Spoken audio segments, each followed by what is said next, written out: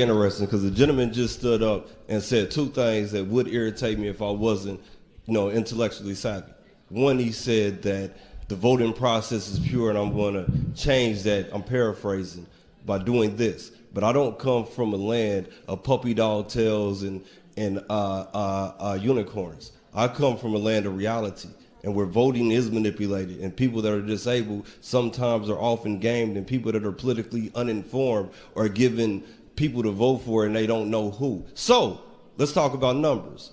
So the underlying bill has a fiscal note starting in FY20 of $2,159,500 and some change.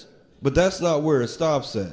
It would also cost another $350,000 in other state funds due to transfers from GR or the Elections Administration Improvement Fund.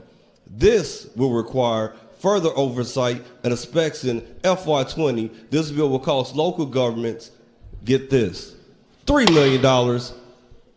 I'll do it again. $3 million. Gentleman $600,000. from Marion, please do not intercept the line. He just didn't want to hear how much it costs. It's another $3 million, $600,000, $640 and some change. So let's calculate that for these mathematical people in here. The first is $2 million, $159,500 GR plus $350,000 added on to another $3,664,000 for the good people of the state of Missouri to ensure that those individuals that don't choose to have partisan affiliation can't vote in the primary.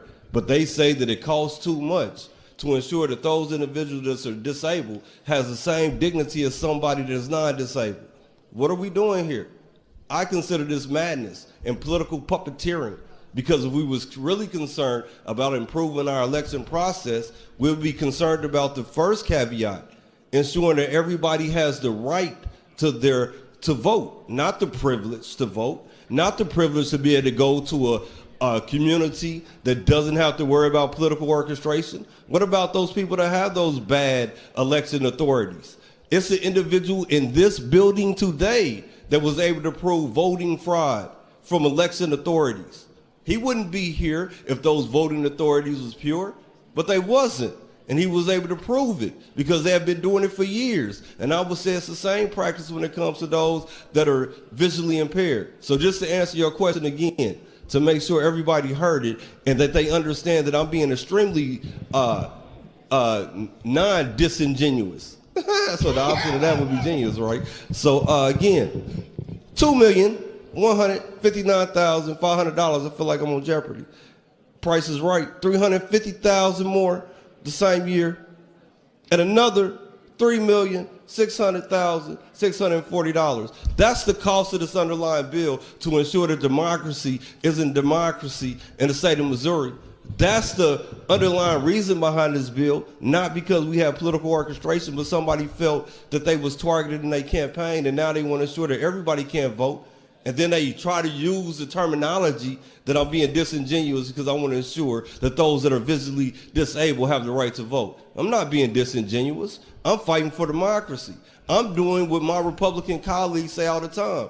I'm fighting for the American values, right? I'm fighting for the rights that the forefathers said that people should have. After they got passed, you have to have land ownership and a certain hue and melanin, non-melanin, to be able to vote.